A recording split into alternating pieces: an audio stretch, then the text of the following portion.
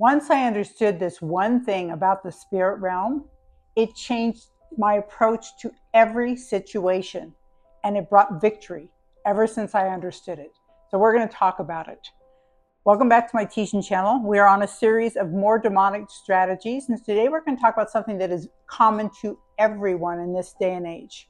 Every one of us, every person I know, every person I'm related to is telling me about the pressure that they're under. Well, there is a way out of the pressure, but you need to understand how that pressure works and where it came from. A lot of times in modern society, people are taking, stress relief, doing things for stress relief, or talking about stress, how to de-stress. Well, the stress is coming from one source, and that one source manifests itself as far as the pressure and the stress. It manifests itself in multiple ways. There are untold ways that stress and pressure manifest, but it all comes from the exact same source. So we're going to talk about how to deal with it. I want to take a look at some spiritual truths first, because you need to understand why this pressure is in effect in the first place. It's never people that are the problem. It's always the spirits that are working behind the scenes in the realm of darkness that are the problem. Look at Proverbs 18:21. It says, "Death and life are in the power of the tongue, and they that love it shall eat the fruit thereof." The power of the tongue is what determines your tomorrows. What you are saying today will create your future, and what you have said yesterday created today. It is a spiritual law, and it will work 100% of the time. And I remember years ago, I heard Charles Capps say, somebody was talking to him, and he says, "Charles, you said that if I have what I say, but it's not working for me." And Charles looked at him and he says, "Yeah, that law doesn't work for me. I don't have what I say. I never get what I say. I don't have what I say. It doesn't work for me." And Charles looked at him and didn't say a word. And finally, the man shut up. And Charles finally said to him, "You say it's working for you." He says, "No, it's not working for me." He says, "Yes, it is working for you. You're saying it's not working for you, and it's not working for you. I say it works for me, and it works for me. If it worked for you, when you said it didn't work for you, then it wouldn't be working. It would be broken." Now that's a little convoluted, but if you listen to it very closely, you understand that what he was saying is you're getting what you said. You said it doesn't work, and it doesn't work. Because you will always have what you say. Going back to Proverbs 18:21. "Death and life are in the power of the tongue, and they that love it shall eat the fruit thereof." Well, you're going to eat the fruit of whatever you said. If you say it's not working, it's not working. If you say you don't have any money, then you're going to be broke. If you say that your children are running out in the streets and you don't know where they are and you don't know what to do with them, they're going to continue doing that. They're going to continue getting worse, because you're putting a spiritual law into place. I mentioned pressure and I mentioned stress. We're going to get into that because it's very important to understand this first. One of the things that the Lord also told Charles Capps, he says, "I told my people they could have what they say. My people are saying what they have." And I remember, decades ago, I will only admit to being 21. That's all I ever admit to. But decades ago, it was very common to say, "I just say it like it is. Yeah, I'm one of those people. I don't lie. I just say it like it is." That's not going to help you when faith is involved. If you say it like it is, you're going to continue having what you say. And if it's not something you want, you're going to continue building that mountain against yourself, because that's how it works. Now, look at Mark 11:24, because that's Jesus talking, and it's bringing something into being that people still do not fully comprehend in most cases. Mark 11:24, it says, "Therefore I say unto you, what things soever you desire when you pray, believe that you receive them, and you shall have them." When you say it, when you believe it and you say it, you will have it. It probably won't come that instant, but it will come. If you will keep your mouth in alignment with the Word of God, it will always come to pass. Now, what the enemy does, and he's very, very good at it, and he's been doing this for millennia, and people believe that they're doing the right thing, but they've been deceived. What he does is he pressures you, and he puts a situation on you, and then he pressures you to continue talking about that thing. If somebody hurts their finger, supposing you got your finger stuck in a drawer this morning when you were getting up. If you hurt your finger, what's the first thing you want to do after you say ow, or maybe a bad word, depending on the person? What's the first thing you want to do? You want to tell somebody. You immediately want to find somebody to say, I hurt my finger, I hurt my finger.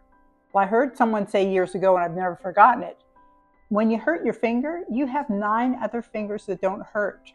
Concentrate on the ones that don't hurt instead of the one that does. It's only 10%, by the way. A perfect example of being pressured. I won't read the whole 2 Kings 4, the whole chapter, because it's long, but I will summarize the first 17 verses. There was a woman who recognized that a man of God would come through town, and she decided to build a room for him. And when she decided to build, her husband said, well, yeah, I guess that looks like that's a good thing. He's a man of God, we'll build the room. So when he would come, he would stay in the room. Well, he asked the woman, the prophet asked the woman, what is it that I can do for you? And she says, oh no, it's fine. I'm just wanting to bless you and allow you to use this room when you stay in town. Well, the prophet's assistant said, she has no children. So the prophet spoke over her and said, you'll have this time, by this time next year, you'll have a son. And they had been barren their entire marriage. They had never had children. So this was something pretty enormous for her. And she even said to him, don't lie to me. And he says, no, by this time next year, you're going to have a son. Her son was born, just like the prophet said. And then when he was grown, starting at verse 18, 2 Kings 4:18. And when the child was grown, it fell on a day that he went to his father to the reapers. And he said unto his father, my head, my head. And he said unto the lad, carry him to his mother. And when he had taken him and brought him to his mother, he sat on her knees until noon and then died.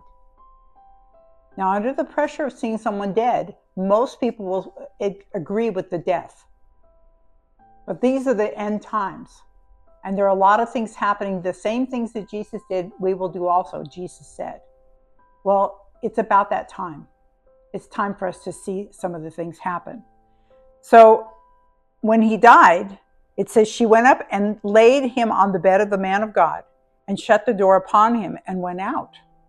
And she called unto her husband and said, send me, I pray you, one of the young men and one of the asses, that I may go to the man of God and come again. And he said, this is her husband.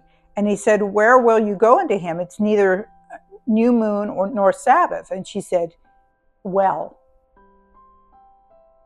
So she goes and they saddle the ass, and she goes to the man of God. And when she gets to the man of God, she sees him afar off, and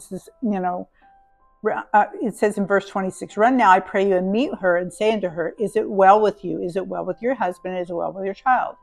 And she answered, well. She didn't say he was dead.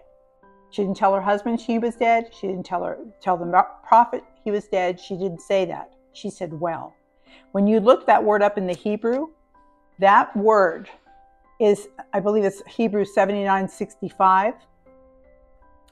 And it's 7965. And it means, it's the word shalom. The word shalom means nothing missing, nothing broken. She was not going to admit that he was dead. She was not going to agree with what her eyes were seeing. But as the story progresses, she says over and over, it is well. But he realizes there's something wrong. So he follows her to her house. And at the end of the chapter, he is raised from the dead. That boy is raised from the dead. My point is this. The pressure is always there to make you speak contrary to the word of God. You have already set your faith, whether it's spirit, soul, body, financially, socially, or intellectually, you have already set your faith. Now the enemy knows that if you say what you want and you believe what you said when you prayed, it's done. So he has to try to get you to agree with the circumstances. And that pressure will come. And believe me, that pressure can be intense And it can be of long duration, but not forever, because he doesn't have the power that he pretends to have. He doesn't have the same power that he tells us he has. He is a fallen angel. He is a defeated spirit, and we defeat him with the word of God and with the words of our mouth. When we put the words of our mouth in agreement with the word of God and speak only the word, we will always get the results. And when you feel that pressure, you automatically know that it's coming from the demonic realm. And that's when you need, if you don't know what it's referring to, most of the time you understand exactly where that pressure is coming from, because that pressure is being applied to what you said in faith. But if you're not sure, ask the Lord. He will give you revelation on it, and then you know how to handle it. So I'm going to leave it here for now. As a reminder, you can go to my website. The web address is at the bottom of the screen. There are free resources there to help you. There are links to my podcasts, my audio podcast, Defeat the Darkness, as well as this channel. And my books are there available also.